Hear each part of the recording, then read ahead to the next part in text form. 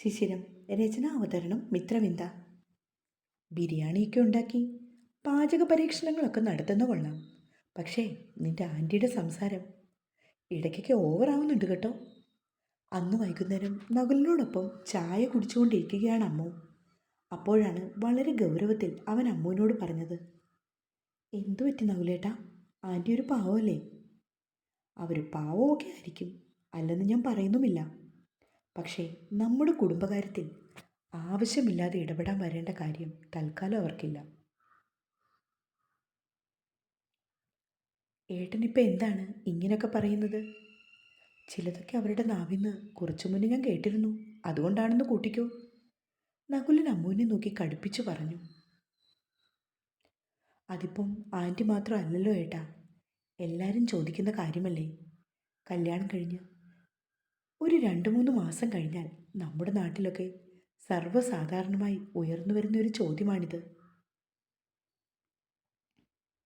അതൊക്കെ പണ്ടത്തെ നൂറ്റാണ്ടിൽ നടക്കുന്ന കാര്യങ്ങളാണമ്മോ. ഇന്നിങ്ങനെയൊക്കെ ചോദിച്ചുകൊണ്ട് വന്നാലേ വിവരവും വിദ്യാഭ്യാസമുള്ള പെൺപിള്ളേരുടെ വായിന്ന് നല്ല സ്വയംഭൻ മറുപടി അവർ കേൾക്കും. നിന്റെ സുകുമാരി ആൻറ്റിയെ പോലെയുള്ള അവതാരങ്ങൾ. ഓ പോട്ടെ, സാരമില്ലെന്നേ. ആർക്ക് സാരമില്ലെന്ന്? നിനക്കോ? നിനക്ക് കുഴപ്പമില്ലായിരിക്കും. പക്ഷേ എനിക്കങ്ങനെയല്ല. ഇനി ഇമ്മാതിരി ചോദ്യങ്ങളുമായി അവരിങ്ങോട്ട് വന്നാൽ നകുലൻ ആരാണെന്ന് ഞാൻ അവരെ അറിയിച്ചു കൊടുക്കും. പോട്ടെ, സാരമില്ല നകുലേട്ടാ. ആൻറ്റി മറ്റൊന്നും മനസ്സിൽ വെച്ച് ചോദിച്ചതാവില്ല. എന്നോടുള്ള ഇഷ്ടം കൊണ്ട് അങ്ങനെയൊക്കെ പറഞ്ഞതാ. നിന്നോടുള്ള ഇഷ്ടം കൊണ്ട് പറയേണ്ടതായ ഒരു രീതിയിൽ അവർ സംസാരിച്ചിരുന്നെങ്കിൽ കുഴപ്പമില്ലായിരുന്നു. ഇതിപ്പോൾ ഒരുമാതിരി കൂതറ ഡയലോഗ്. ഒന്നുമില്ലെങ്കിലും അവരൊരു ഉയർന്ന പൊസിഷനിൽ ജോലി ചെയ്ത വ്യക്തിയല്ലേ, ആ ഒരു വിവരമെങ്കിലും കാണിക്കണ്ടേ. ഈശ്വരൻ നമുക്ക് വിധിച്ച സമയത്ത് കുഞ്ഞിനെ തന്നിരിക്കും. അത് 2 കൈ നീട്ടി നമ്മൾ സ്വീകരിക്കുക. അല്ലാണ്ട് അവിടെ വേറെ പ്രോബ്ലം ഒന്നും നമുക്കില്ല. അത്രമാത്രം പ്രായവും നമുക്ക് 2 ആൾക്കും ആയിട്ടില്ല. ഒരുപാട് മാർഗങ്ങളുണ്ട് ഇന്നത്തെ കാലത്ത്. എത്രയോ നല്ല മെഡിക്കൽ ടീമുണ്ട് നമ്മുടെ നാട്ടിൽ. ഇനി അഥവാ ഒരു കുഞ്ഞിനെ നമുക്ക് ലഭിച്ചില്ലെന്ന് വെച്ചോ, കുട്ടികളില്ലാത്തവരാരും ഈ രാജ്യത്ത് ജീവിക്കുന്നില്ലേ. അതുകൊണ്ട് നീ എല്ലാവരും പറയുന്ന കേട്ട് കണ്ണീർ പൊഴിച്ചിരുന്നാലുണ്ടല്ലോ, വെറുതെ വായിന്ന് പലതും കേൾക്കും. അമ്മുനെ ഒന്ന് ദേഷ്യത്തിൽ നോക്കിയ ശേഷം നകുലൻ എഴുന്നേറ്റ് അകത്തേക്ക് പോയി.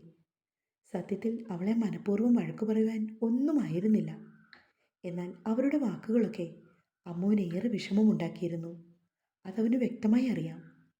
സുകുമാരി ആൻറ്റി വന്നു പോയ ശേഷം അമ്മു വല്ലാത്ത സങ്കടത്തിലാണ്. അടുക്കളയിൽ നിന്ന് അവൾ കരയുന്നത് നകുലൻ കണ്ടു.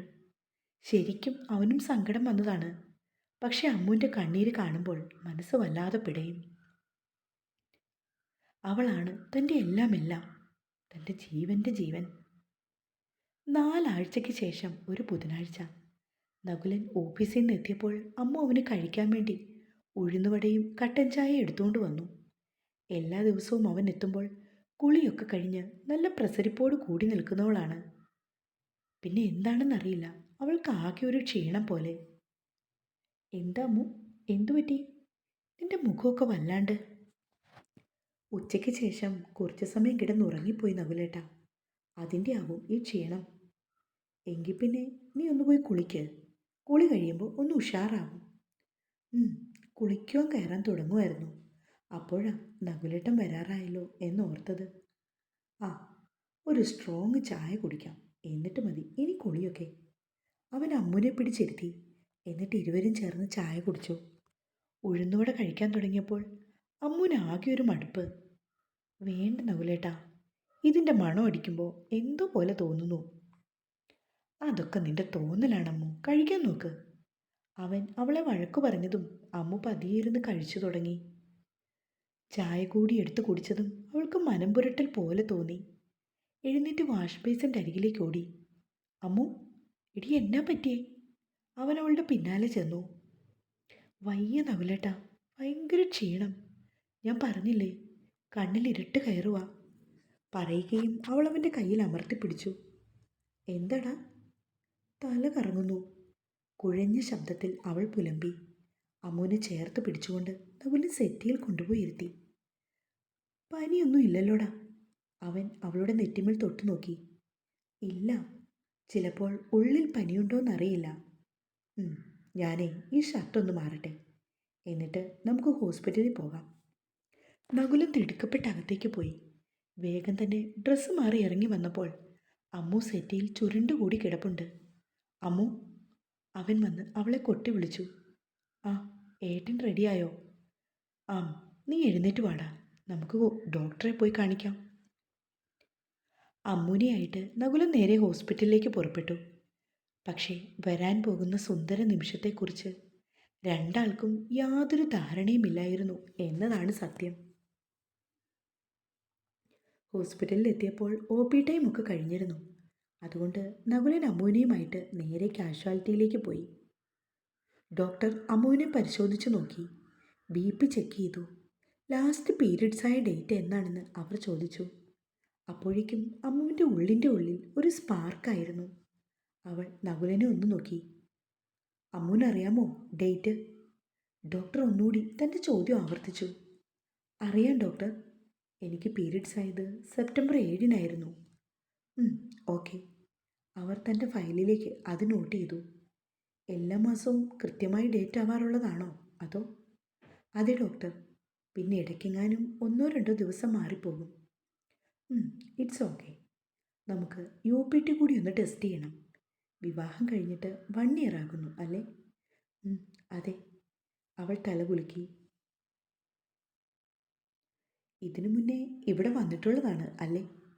അവർ അവളുടെ ഫയൽ പിന്നിലേക്ക് മറിച്ചുകൊണ്ട് അമ്മുവിനോടായി ചോദിച്ചു. വന്നിട്ടുണ്ട്, ഡോക്ടർ മൈഥിലിയെ കാണുവാൻ വേണ്ടി. ഓക്കെ. അന്ന് എന്തെങ്കിലും പ്രത്യേക റീസൺ ഉണ്ടായിരുന്നോ? ഇവിടെ മെഡിസിൻ ഒന്നും എഴുതിയിട്ടില്ല, അതുകൊണ്ട് ചോദിച്ചതാ. പ്രഗ്നൻ്റ് ആവാതെ വന്നപ്പോൾ വീട്ടിൽ നിന്ന് അമ്മയൊക്കെ നിർബന്ധിച്ചു. ഒരു ഡോക്ടറെ പോയി കാണുവാൻ പറഞ്ഞു. അതുകൊണ്ട് ജസ്റ്റ് ഞങ്ങളൊന്ന് വന്നതായിരുന്നു. ഓക്കെ. എന്തായാലും നിങ്ങൾ രണ്ടാളും കൂടി ചെല്ല്. ഗൈനക്കോളജിൻ്റെ OP ഒക്കെ കഴിഞ്ഞതാ. ഇനി മൈഥിലി ഡോക്ടർ നാളെയുള്ളൂ. പിന്നെ UPT നോക്കട്ടെ, എന്നിട്ടാവാം ബാക്കി. ഇരുവരും സിസ്റ്ററിൻ്റെ ഒപ്പം ലാബിലേക്ക് പോയി. അമ്മുവിനാണെങ്കിൽ വല്ലാത്ത പരവശം പോലെ.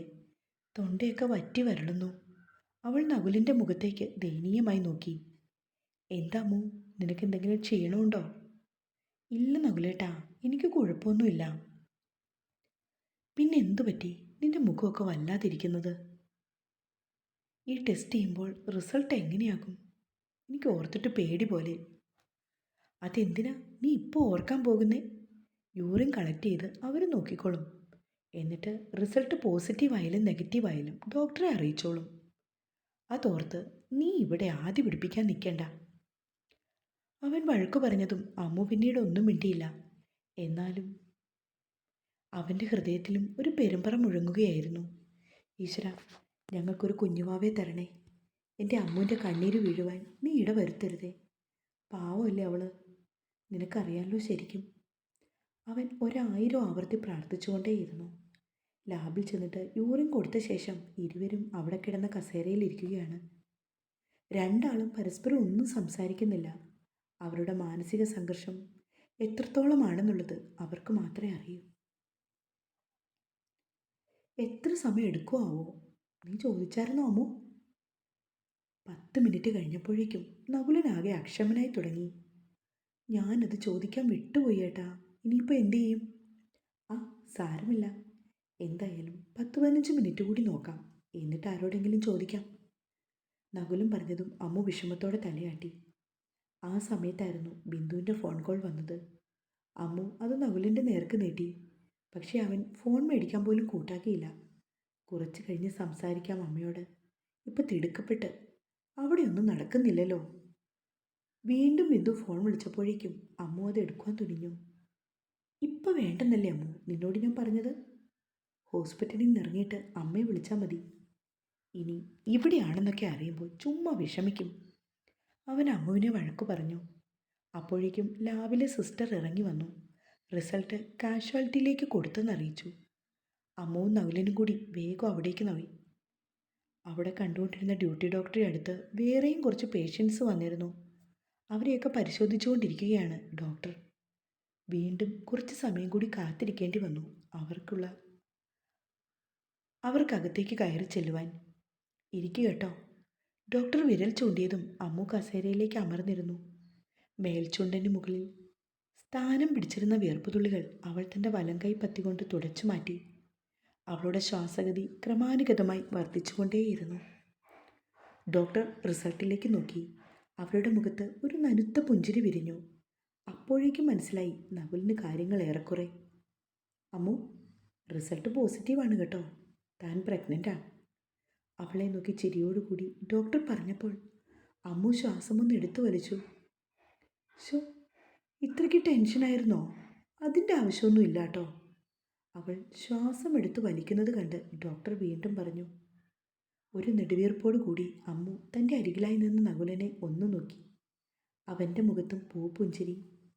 1000 പൂർണ്ണചന്ദ്രന്മാർ ഒന്നിച്ചുദിച്ചു വന്ന ശോഭയിലായിരുന്നു അമ്മു അപ്പോഴെന്ന് അവന് തോന്നി. അമ്മുവിൻ്റെ എന്തായാലും ഒന്ന് ബുക്ക് ചെയ്തിട്ട് പോയിക്കോളൂ.